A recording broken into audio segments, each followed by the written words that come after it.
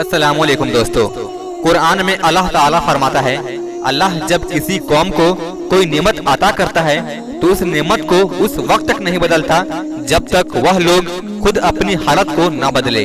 यकीनन अल्लाह ताला बड़ा सुनने वाला और जानने वाला है।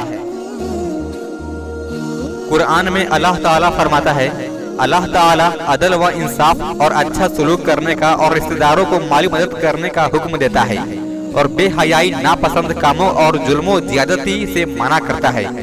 वह तुम्हें ऐसी बातों को नसीहत करता है ताकि तुम याद रखो।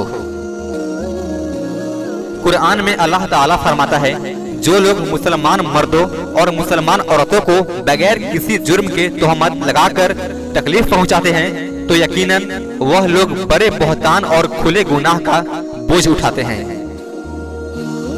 कुरान में अल्लाह ताला फरमाता है, जिस शख्स ने तौबा की और ईमान कबूल किया और अच्छे अच्छे काम किए तो अलबत्ता उन लोगों की बुराइयों को अल्लाह ताला नेकियों से बदल देगा और अल्लाह तो बड़ा बख्शने वाला है, मेहरबान है।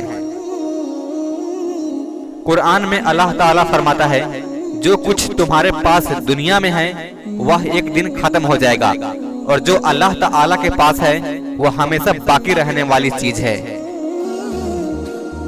कुरान में अल्लाह ताला फरमाता है, जो लोग ईमान लाएं और नेक अमल करते रहें वह जन्नत के बागों में दाखिल होंगे और वह जिस चीज को चाहेंगे उनके रब के पास उनको मिलेगी। उनकी हर ख्वाहिश का पूरा होना भी बड़ा फजल व इनाम है। कुरान में अल्लाह ताला फरमाता है, यह लोग सिर्फ दुनियावी जिंदगी की जाहिरी हालात को जानते हैं और यह आखिरत से बिल्कुल गाफिल हैं। यानी इंसान सिर्फ दुनिया की चीजों को जानते हैं और उसी को हासिल करने के फिक्र में लगे रहते हैं। उन्हें पता ही नहीं है कि इसके बाद दूसरी जिंदगी आने वाली है और वह हमेशा हमेशा की जिंदगी है। लिहाजा दुनिया में लगने के बजाय आखिरत की तैयारी में मशगूल रहना चाहिए। अल्लाह ताला से दुआ है कि हम लोगों को नेक अमल करने की तौफीक अता फरमाए। आमीन।